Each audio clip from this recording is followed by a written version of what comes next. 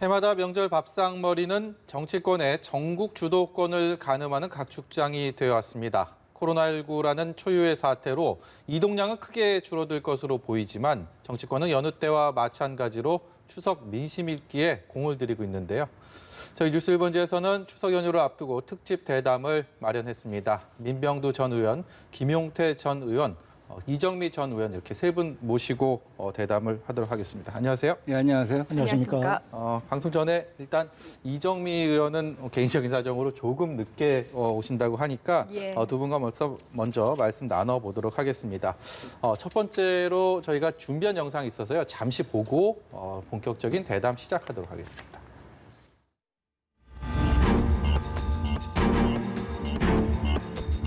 국무위원장 김정은 동지는 대단히 미안하게 생각합니다. 조속한 진상규명을 위한 공동조사를 요청합니다.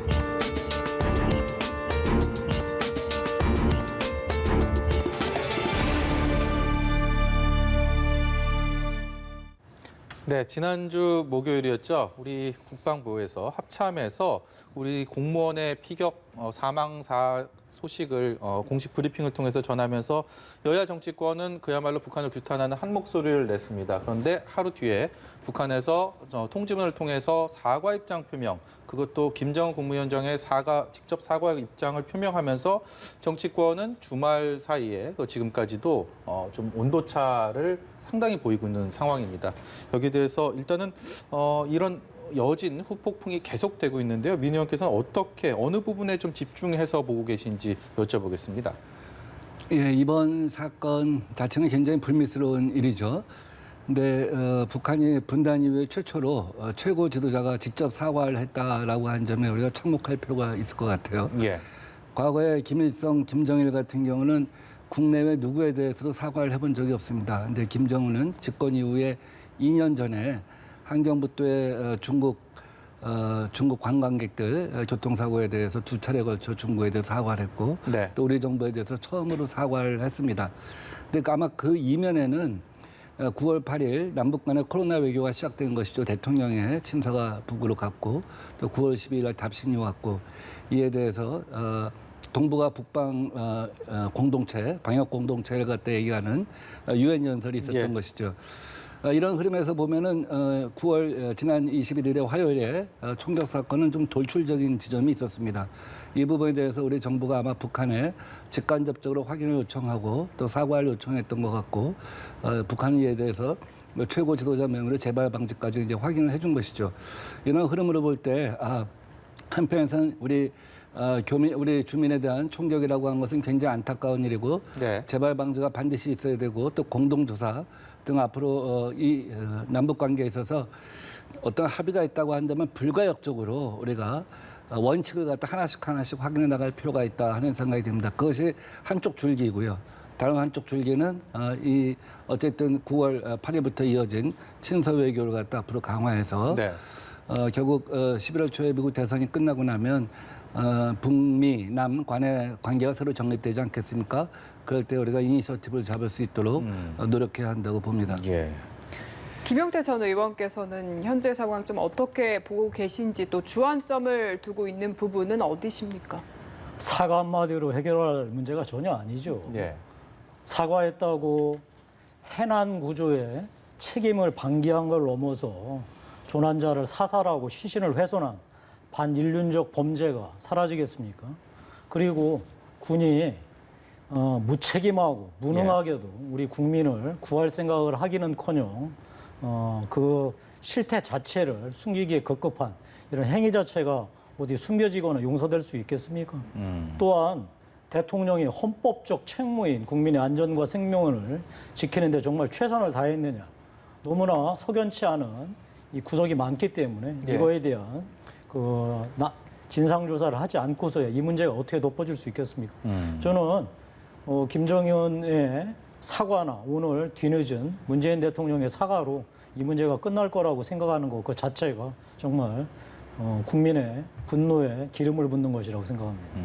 지금 몇몇 가지 사안에 대해서는 남과 북의 발표 상황이 좀 다른 부분들이 눈에 띕니다. 그렇기 때문에 청와대에서는 북측의 공동조사를 하자는 그런 요청을 한 상태인데 아직 답은 없는 상황입니다. 북한이 여기에 대해서 어떤 대답을 내놓을지 좀 궁금한데요. 좀 전망 좀 해주시죠. 실제로 이제 공동조사 요구는 우리의 이 문제에 관한 정부의 대처가 굉장히 원칙적이고 강경하다 예. 하는 그 선언적 수준이 일단 있다고 봅니다. 실제로 공동조사가 이루어지기까지 여러 가지 난관이 있겠죠. 왜냐하면 공동조사를 하면 우리가 흔히 이제 현장조사를 생각하는 건데 예. 타국의 영토에 들어가서 현장조사를 갖다 한다는 것이 용이치가 않겠죠. 네. 그래서 현재 실제로 공동조사가 가능하다고 한다면 북측이 시신을 수습하고 또 이어서 부유물 같은 것을 갖다가 수거해 온다고 한다면 그런 상황을 놓고 우리가 공동조사를 갖다 할 수가 있는 것이라고 생각합니다.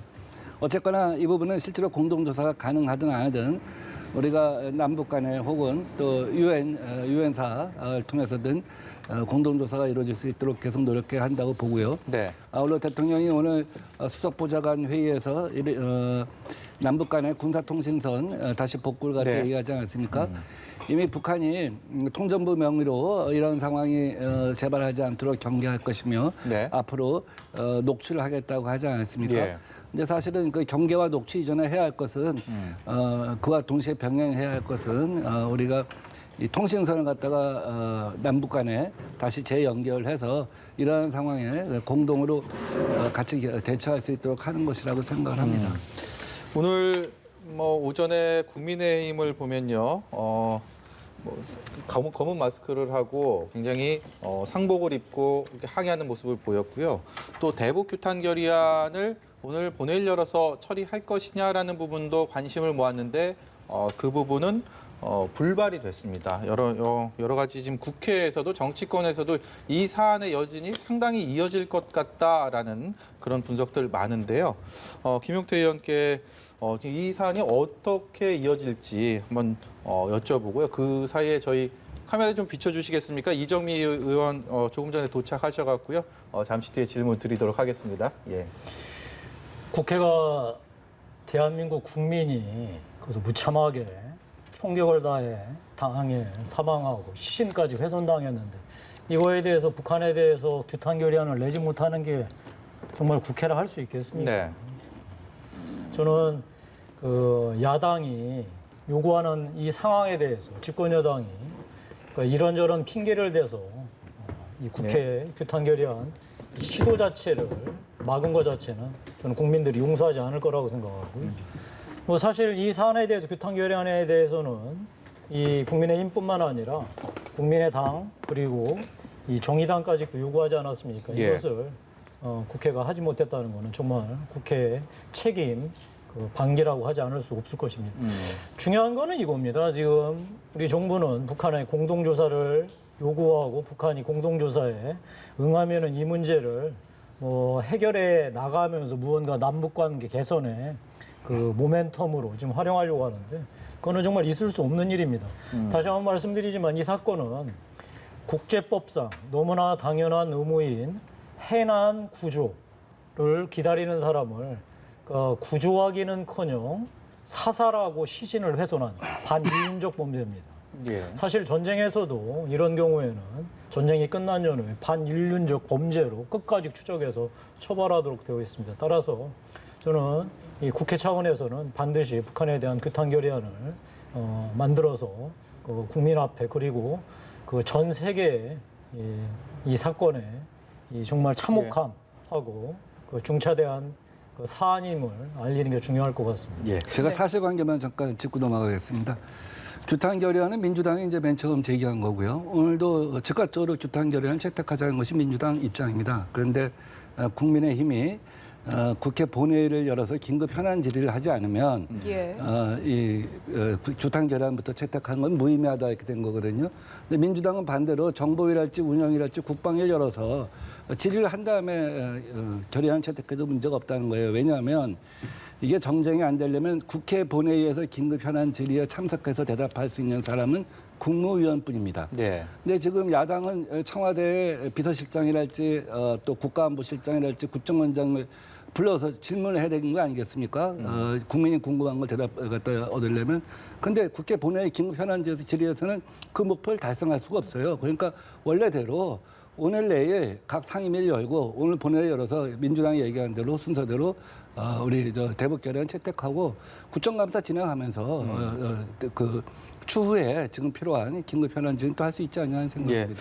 이 대목에서 이정미 의원께 질문을 드려야 될 것 같습니다. 두 분의 지금 대북 규탄 결의안 채택에 대한 이 논의 과정에 대해서 지금 민주당과 국민의힘의 서로 엇박자 행보를 보이고 있는 데에 대해서 지금 각각의 견해를 말씀을 하셨는데 이정미 의원께서는 이 상황들을 어떻게 보고 계신지 궁금합니다. 오늘 여야 교섭단체 간의 합의가 불발된 것은 상당히 유감으로 생각이 되고요. 일단 정부와 입법부가 국민의 생명을 보호하는 것에 한 목소리를 낸다라는 그런 신호를 분명히 하는 것은 굉장히 필요하다고 생각합니다. 네. 그렇기 때문에 대북 결의안은 하루속히 합의를 해서 먼저 발표를 하고 민주당이 지금 당 내에서 진상조사위원회를 구성을 하겠다고 발표를 했는데요.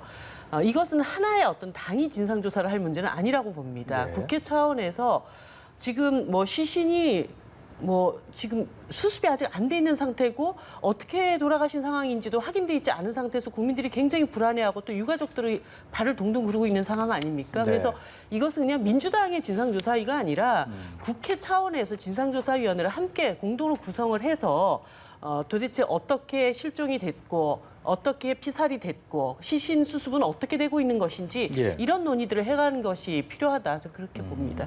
그리고 관련해서 오늘 외통위에서 종전선언 촉구 결의안이 지금 안건조정위에 회부가 된 상황이거든요. 그래서 지금 민주당 같은 경우에는 종전선언이 이뤄졌다면 결국에는 불행한 일이 없었을 거다. 이제라도 추진을 해야 한다라는 입장인 거고요. 야당 같은 경우에는 현재 상황에서 결의안 채택은 말이 안 된다라는 입장입니다.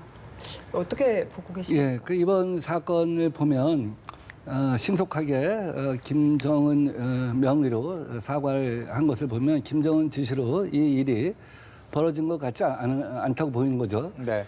그래서 2달 전에 김정은 명의로 국경을 넘어서는 사람들에 대해서는 사격을 해라, 바이러스를 막기 위해서 이런 지시하고 지난번에 임진강을 통해서 이제 탈북자가 월북하면서 경계가 뚫린 사례 그런 것 때문에 아마 일선에서 이런 총격이 가해지지 않나 하는 생각이 드는데 어쨌거나 이것은 9.19 군사합의 위반입니다. 예. 9.19 군사합의가 부분적으로 위배됐다고 해서 그것이 휴지 조각이 되는 것은 아닙니다.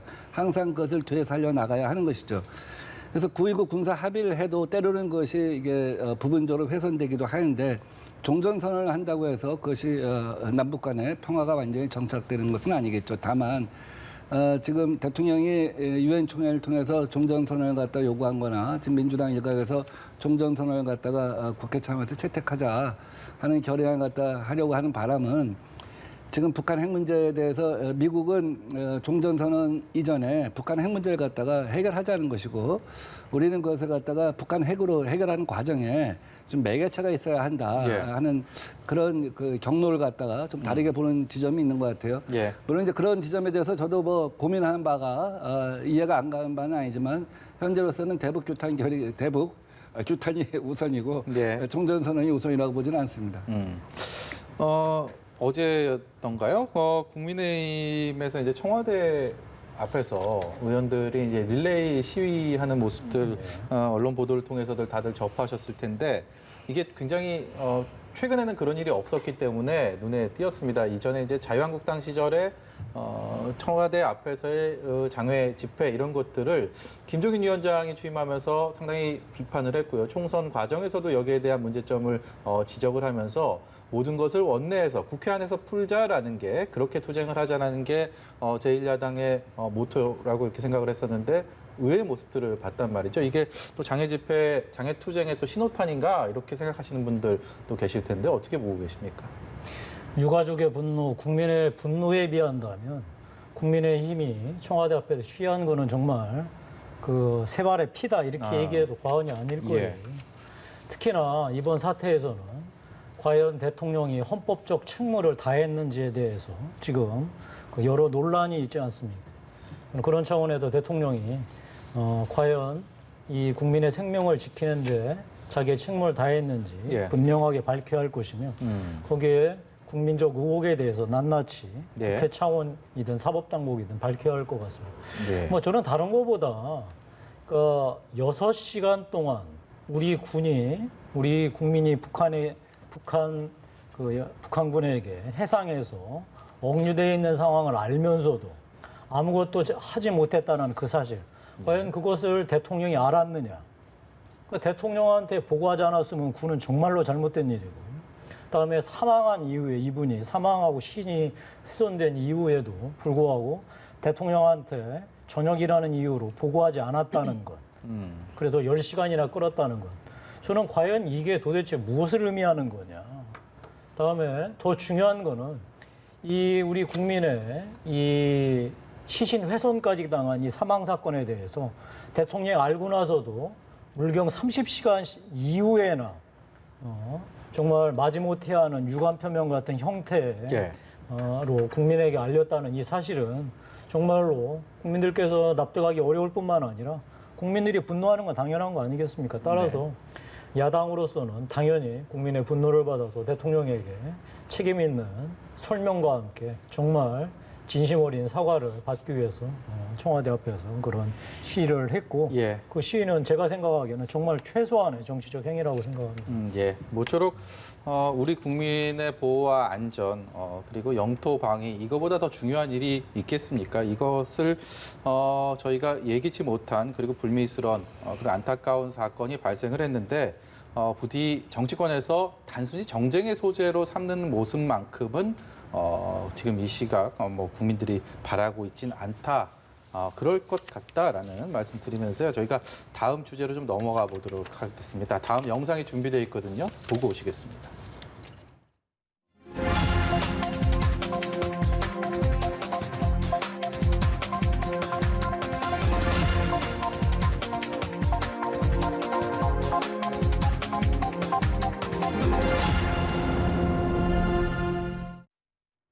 요즘은 밥상머리 민심이라는 말을 그렇게 자주 쓰지는 않는 것 같습니다. 이제 가족들이 아무래도 핵가족화되고 이렇게 연휴 기간에도 명절 연휴 기간에 뭐 여행을 가는 경우들도 많고 하기 때문에 그럼에도 불구하고 추석 밥상 민심에 대해서 정치권은 정말 많은 관심을 갖고 있습니다. 향후에 전국 주도권 그리고 전국 지형도를 가늠할 수 있는 그렇기 때문에 더 주목을 하고 있는데요. 저희가 세 분께 키워드를 좀 여쭤보려고 합니다. 이번 밥상 민심에 대해서 과연 어떤 것들을 가장 많이 얘기를 할까 좀 여쭤보고 그 이유를 들어볼 텐데요. 먼저 이정미 의원께 여쭤보겠습니다. 이번 추석의 밥상 민심 키워드는 뭡니까? 키워드는 마스크로 정해봤습니다. 마스크. 네. 예. 주변에 있는 많은 분들이 지금 정치권 안에서 뭐 추미애 아들 논란, 뭐 여러 가지 정쟁과 공방을 보면서도 실제 민심은 다른 곳에 있습니다. 이 코로나 사태가 너무나 장기화될 것 같은 거, 하루아침에 더 이상 이제 끝날 문제가 아니라는 거, 그리고 제2, 제3의 팬데믹이 이제는 정례적으로 계속 다가올 것 같은 그런 불안함, 이런 속에서 기존의 어떤 삶의 방식으로는 안정적인 삶을 영위해 나가기 굉장히 어렵다라고 하는 것을 아주 피부로 직감적으로 느끼고 있는 것 같습니다. 이런 상황에서 뭐 정치권 안에서 기본소득 논쟁도 있었고 재난소득을 보편으로 줄 것이냐, 뭐 선별로 줄 것이냐 이런 논쟁도 있었지만 이제 이 삶의 방식 전체가 바뀌고 있는 상황에서 우리 먹고 사는 문제를 정치권이 어떻게 책임져 줄 것이지 이런 것에 대한 관심이 굉장히 많다는 거. 그런데 그것에 대한 어떤 방향성이 제대로 아직은 논의되고 있지 못하고 논란만 계속되고 있는 이런 상황에 대해서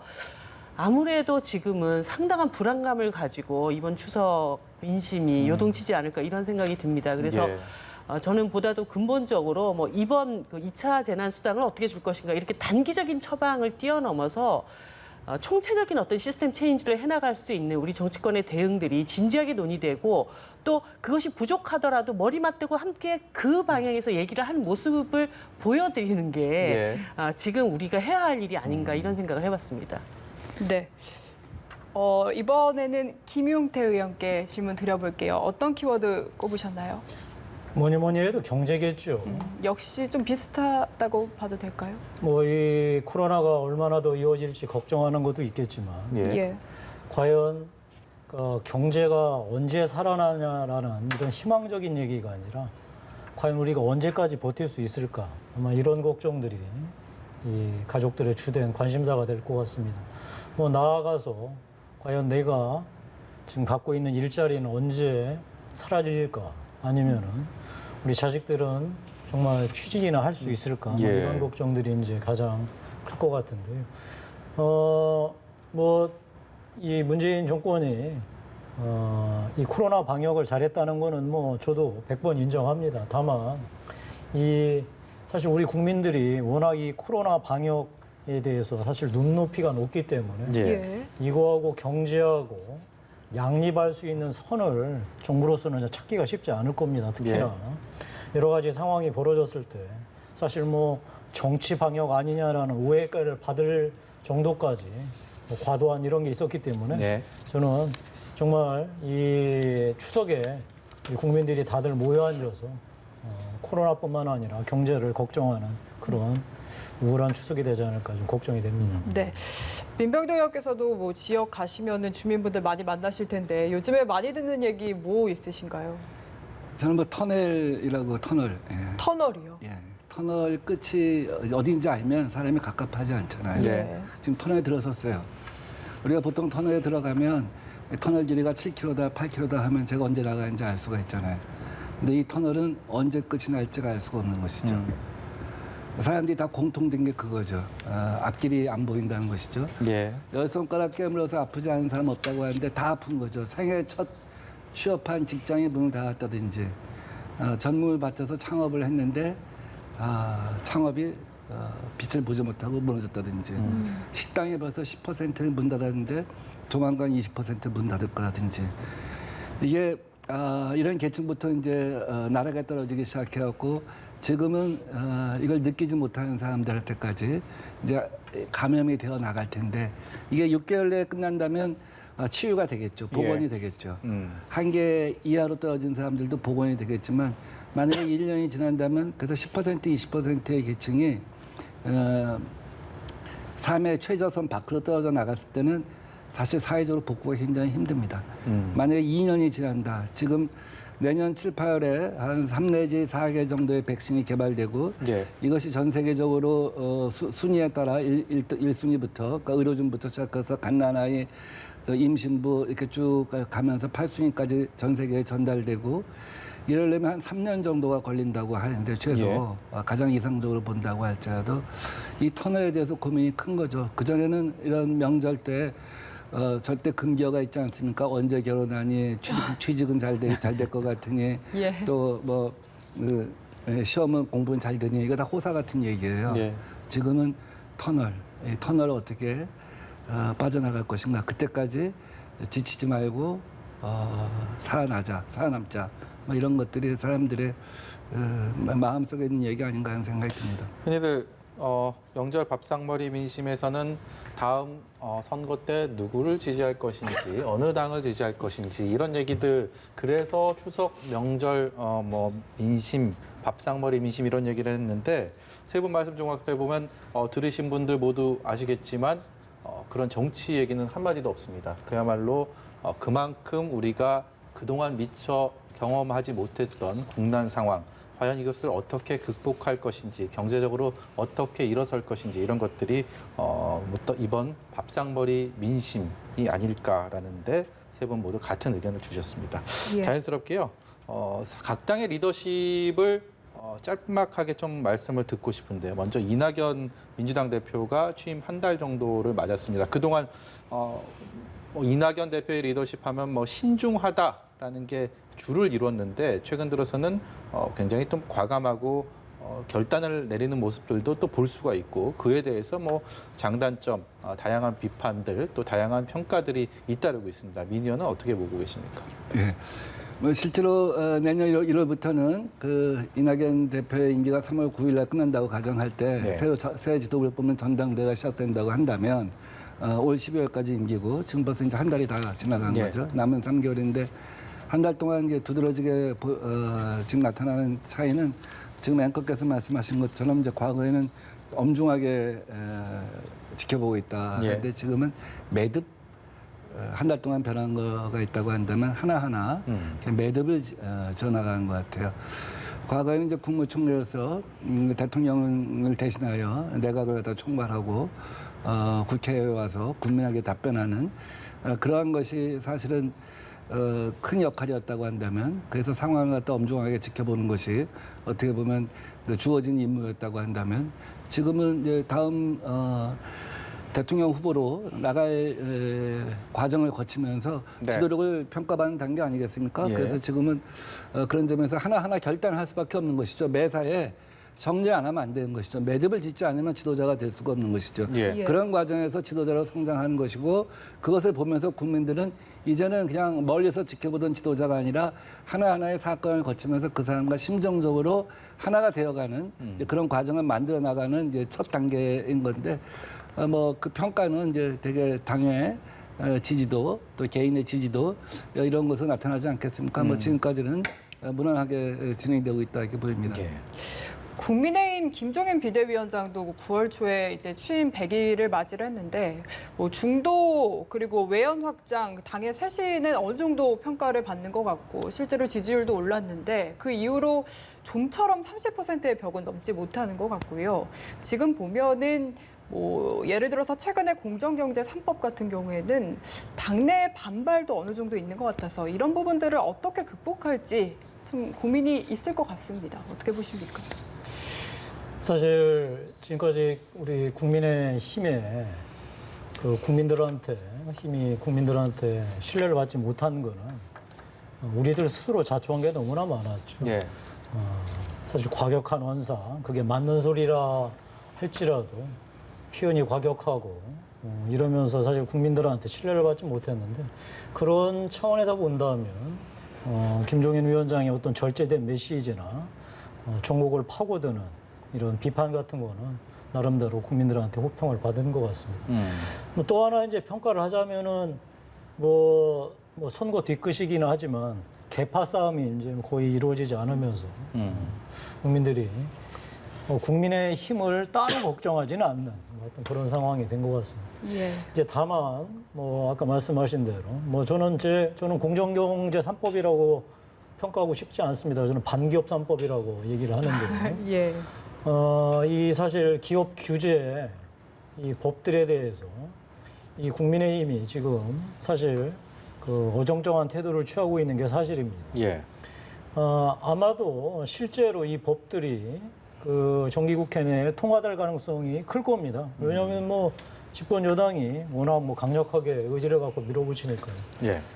하지만 우리 국민의당 입장에서는, 전 국민의힘 입장에서는 이게 정말로 경제를 옥죄고 나아가서 특히나 이 코로나 상황에서 경제를 더 나쁘게 할 것이다 라고 확신한다면 분명한 입장을 표하는 게 맞다고 생각을 하고요. 저는 그런 차원에서 김종인 위원장하고 당 구성원들이 잘 상의하고 토론해서 정말 경제에 도움되는 방향으로 입장을 정리하는 게 좋을 것 같습니다. 지금 두 분께서 이낙연 대표, 김종인 위원장의 리더십에 대한 말씀을 하실 때 이정미 의원은 어떤 생각을 하셨는지 참 궁금합니다. 저희는 진보 정당의 어떤 가치 이런 부분에 있어서 고 노회찬 의원, 그러니까 포스트 노회찬, 포스트 심상정은 과연 누가 될 것인가라는 것들이 정말 진보 정당을 바라보는 가장 큰 관심사가 아닐까 싶습니다. 물론 지금 새로운 지도부를 뽑기 위한 선출 절차가 진행되고 있는데 일단은 저희는 포스트 이정미까지도 이렇게 생각을 했었는데,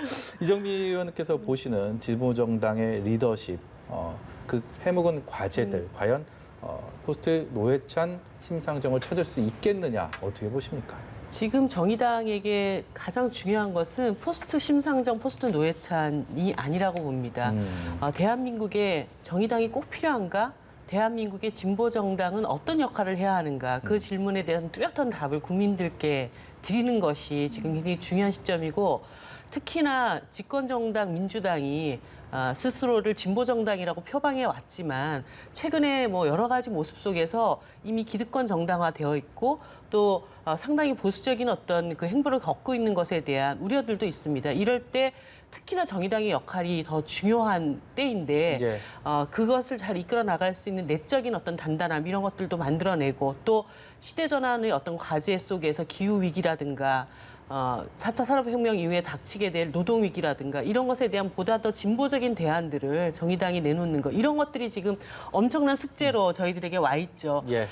이제까지는 정의당의 무대가 너무 좁아서 그 무대에 설 수 있는 사람들이 한두 사람밖에는 되지를 못했습니다. 그런데 이번 당대표 선거를 통해서 국민들이 이때까지 보지 못했던 또 새로운 리더십도 보여드리면서 사람으로의 교체뿐만 아니라 진보정당 정의당이 정말 자기 역할을 제대로 할 수 있는 진보적 아젠다를 이끌어갈 수 있는 모습들까지 단단히 채비를 해야 된다고 생각합니다. 예. 다음 주제는요. 다시 영상을 보고 와서 논의하도록 하겠습니다. 영상 보여주세요.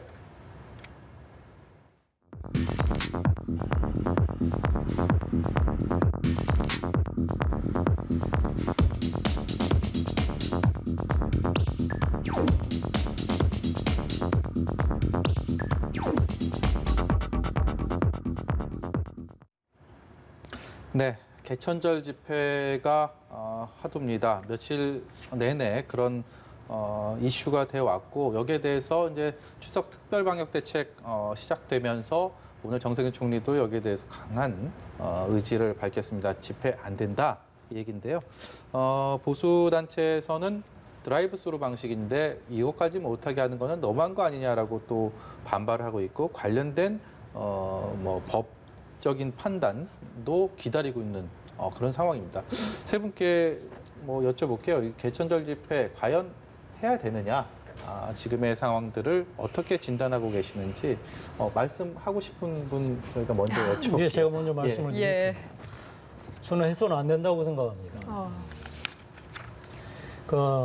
이 국민들께서 걱정하시고, 그다음에 국민들이 이 추석 명절에 가족들조차 못 만나는 상황을 가슴 아프지만 인정하는 상황 아니겠습니까? 저는 개천절 집회는 어떤 경우에도 해서는 안 된다고 분명하게 제 입장을 말씀드립니다. 다만 정부의 대응이 도로를 넘은 것 같습니다. 이 개천절 집회를 하지 못하도록 하는 가장 중요한 이유가 방역 때문 아닌가요? 예. 그런데 방역 문제를 넘어서 이것을 도로교통 문제로 처리하겠다. 그런데 네. 그 처리하는 내용 자체도 도대체 납득하기 어려운 면허 취소까지 얘기하는. 오늘 나왔죠. 무슨 벌점까지 네. 엄청나게 부과를 해서 아예 운전을 하지 못하도록 만들겠다. 그러니까 그야말로 이제 국민 협박이죠. 예. 그러니까 어떻게든 설득을 해서 방역에 같이 협조할 수 있도록 얘기를 하는 게 맞지. 이런 식으로. 그러니까 정치적 집회는 무조건 막겠다라고 하는 그런 속내를 드러낸 꼴이나 마찬가지라고 생각을 해요. 오죽하면 참여연대에서조차 철저하게 방역 준칙을 준수하는 선에서 드라이브 스루는 허용하는 게 맞지 않겠느냐 이런 얘기까지 나왔겠어요. 저는 분명히 말씀드립니다만 방역에는 여야가 있을 수 없고 그 누구도 예외가 될 수 없다. 그러나 이 와중에서도 우리가 소중하게 지켜야 할 헌법적 가치, 집회의 자유라든지 표현의 자유 같은 거를 어떻게 효과적으로 지킬지를 고민하는 그런 노력들이 필요하다고 생각합니다. 예. 네, 다음으로 이정미 의원께서 네. 쳐다봐 주셨네요. 사실 이제 이 개천절 집회를 주최하시는 분들이 2차 대확산의 주역들이었기 때문에 그것에 대한 굉장히 큰 책임들이 있는 분들입니다. 그런데 그 책임은 전혀 지지 않고 다시 이제 집회를 하겠다고 하는 것 때문에 여론에 따가운 어떤 비판을 받을 수밖에 없는 부분이 있고 또 하나는 드라이브 스루 형태로 집회를 하신다고 해도 이제까지 보여주신 모습이 그렇게 통제가 제대로 잘 될까에 대한 네. 그런 엄청난 걱정도 한편엔 있습니다. 네. 그래서 정말 자발적으로 좀 스스로 지난 2차 대학산에 대한 좀 책임을 지고 자중하는 모습을 보여주셨으면 좋겠습니다. 그런데 이제 이게 한편으로는 계속 강력 대응이 이제 반복되다 보면은 집회 시의 자유라고 하는 것이 원천적으로 뭔가 부정되는 듯한 느낌을 또 받기 때문에 예. 이런 부분들에 대해서는 정부가 대응을 할 때도 굉장히 조심스러운 접근이 필요하다. 네. 국민들이 저렇게 모이는 것에 대해서 반대하기 때문에 다 모든 것은 엄단하겠다. 모든 수단과 방법을 다 동원을 해서 집회는 막겠다. 이렇게가 되다 보면은 앞으로 그런 어떤 자유의 폭이 훼손되거나 좁아지지 않을까 하는 상당한 걱정도 있습니다.